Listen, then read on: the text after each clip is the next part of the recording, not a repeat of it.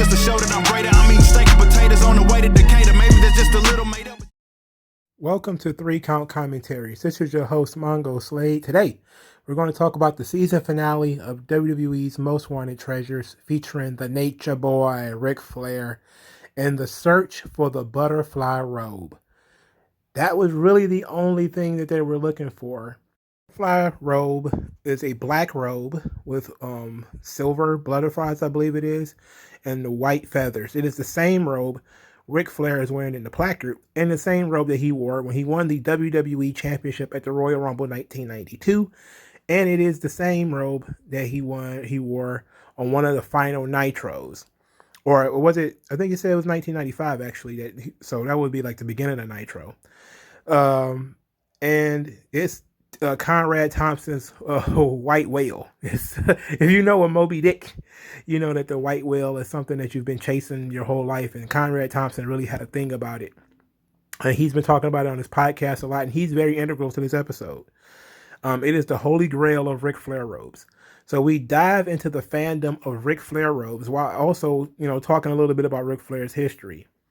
Shawn Michaels is the one who kind of pitched the idea to Rick as, the idea to try to find this robe. Now, Conrad, and all of the collectors, and they did a good job of showing all the previous collectors. Basically, they asked these guys while they were there, like, hey, did you know you have any type of lead on this Ric Flair robe? And they all would say, like, no, I have no idea. And if I did, I wouldn't tell you, or I would have it here, or whatever the case may be. And none of them knew where it was. Ric Flair had no idea where it was, but he did know that he sold a robe. But he sold it 20 years ago and couldn't remember which one it was. So he went to see Darius Tucker, the Hootie and the Blowfish guy. Amazing. And so we got to talk to him. And I forget where he lives, but it doesn't matter. But we gotta keep track of how many times the guys say, my grandma got me into wrestling. I swear, I think it was 3 times in this episode alone I heard my grandma got me into wrestling. There's so many grandmas who got guys into the business.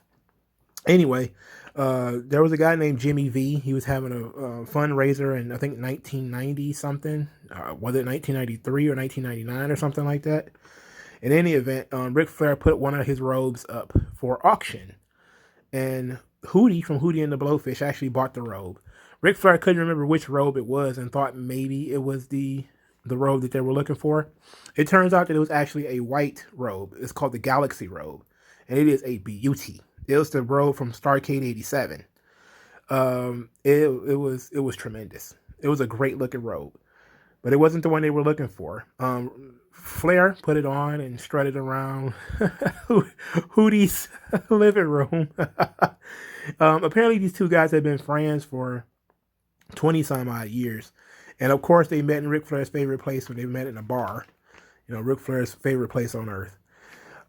So that wasn't the robe. After that, they really had no idea where the robe was. So it became a real hunt. They went to Conrad's house. AJ Francis went to Conrad's house and he found Charlotte there. Charlotte is the sister of Conrad's wife. So obviously Conrad Thompson is, Ric Flair's son-in-law. They told the story of how Conrad got into the family. Apparently, Charlotte actually met Conrad first. She met him somewhere doing something, whatever. And then when Conrad met her sister just kind of loved the guy and they got married. So they went through Conrad's stuff, to see if he had it. Of course, he didn't have it. He's been talking about it forever. He had a pair of Andre's cowboy boots, which looked pretty fucking cool. But he also had the big gold belt, the official NWA World Heavyweight Championship, the first big gold belt. And they told the story of how Ric Flair got that belt. He won a Battle of the Belts match against Barry Windham in 1986. And this was the world championship for WCW until the company closed. And of course, WWE would recreate their own thing. And this is the centerpiece of Conrad's collection. It's the one thing that he has. And then we found out, I found out anyway, that a lot of Conrad's stuff is actually what shows up at fan access events. So he has some type of agreement with WWE where if he has an access event, he gives them He loans them some of his belts and robes and boots and stuff like that for them to put out. And so he has a pretty good relationship with WWE already as far as being a collector. So this is pretty cool. So Conrad then kicks the ball over to this guy named West Potter, who he says has the Starcade '83 robe, which is this beautiful baby blue robe that he wore for the very first Starcade. But before that, Ric Flair went to go see David Crockett. So, in hilarious fashion, David Crockett said, "What do you want? You need to borrow some more money?" Holy shit! Did you put him on blast even more? They talk about the plane crash here. The plane crash that took place in October 1975, where Ric Flair broke his back. I believe this is where Greg the Hammer Valentine's dad was paralyzed. Let me double check that. Okay, so Johnny Valentine was in the crash, but he wasn't paralyzed. He just broke his back, just like Ric Flair did. But he retired. So that was a long time ago. But David Crockett was apparently in this crash as well. They told the story about the crash and how Ric Flair bounced back from the crash and came back, stronger than ever. Then Triple H talks about Ric Flair, first billing himself as Ric Flair and bleaching his hair and wearing an orange robe for his Madison Square Garden debut. And this is basically when Ric Flair became Ric Flair, according to Triple H. There's probably going to be some historians who know a little bit more about this and maybe say that he did it somewhere else first.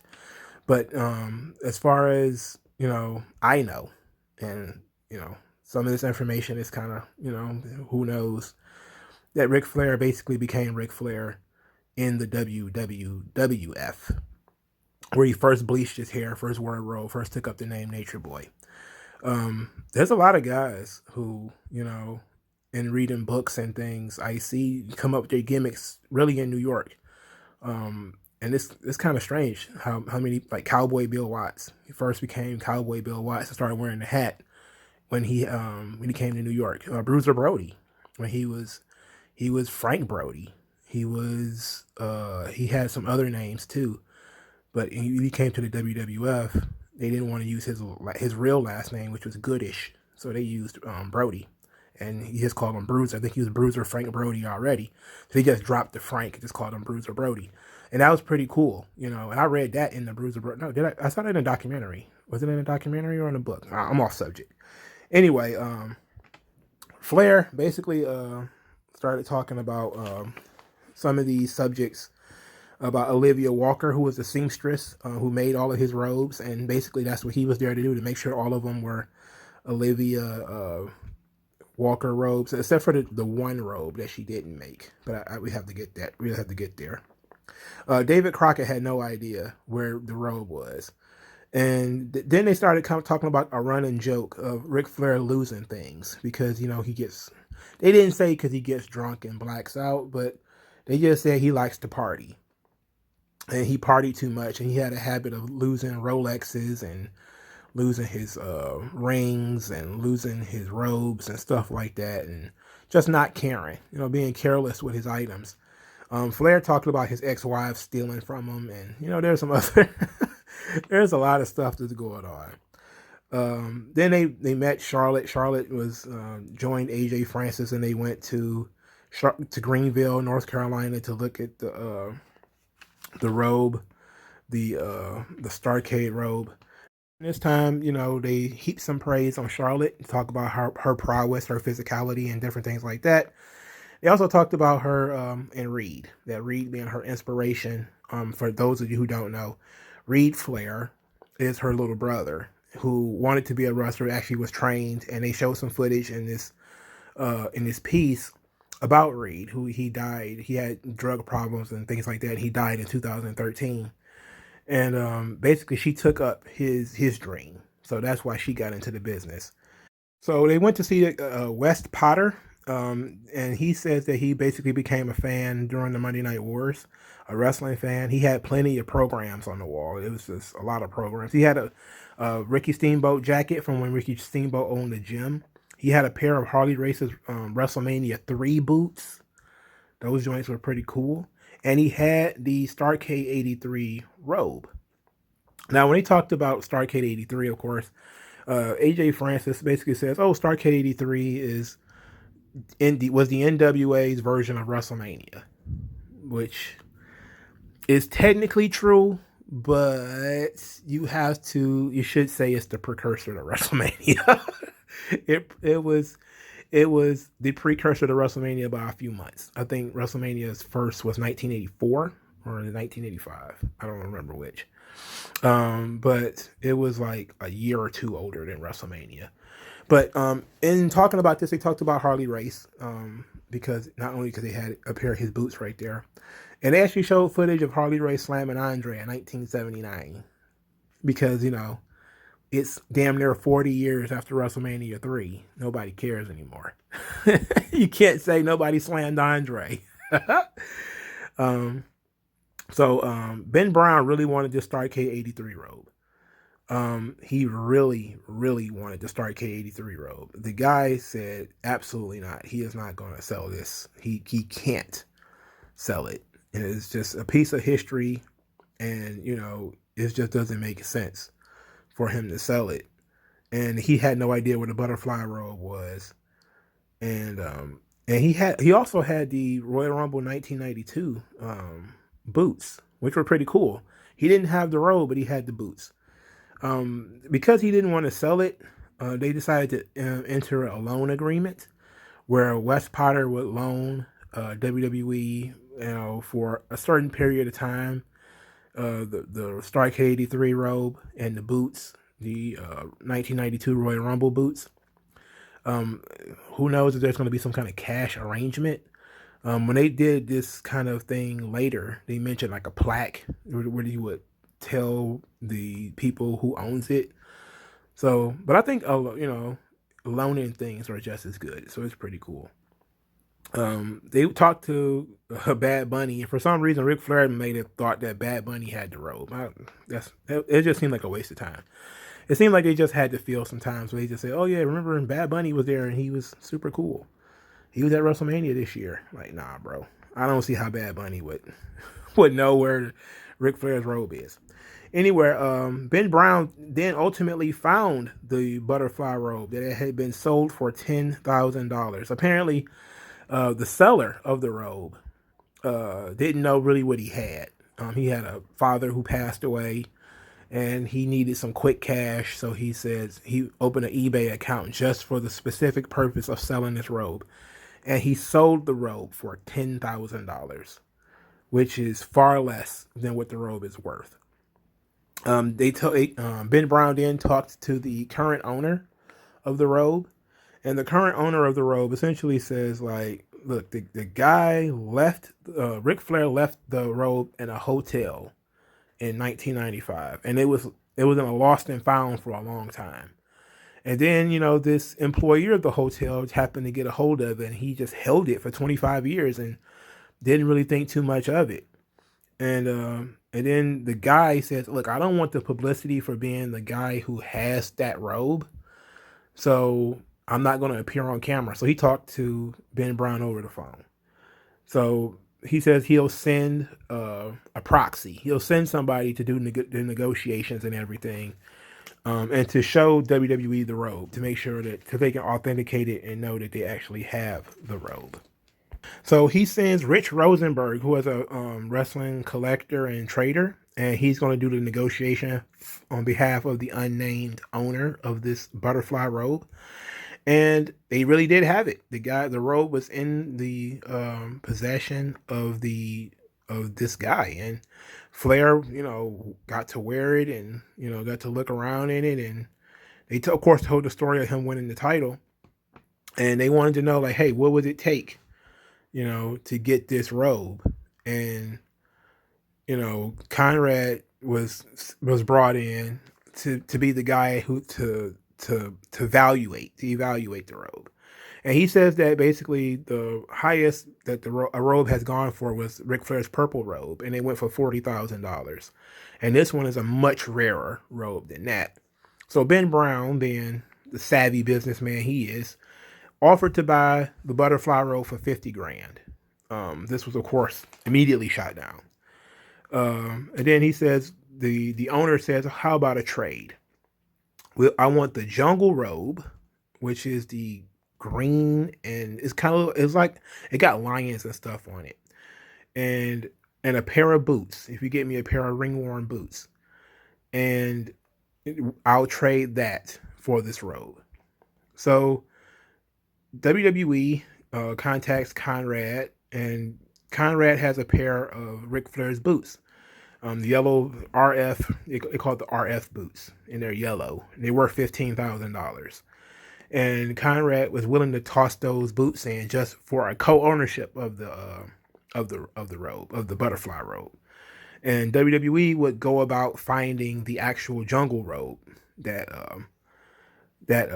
is in the possession of a collector. It turns out the collector they had it is Little H.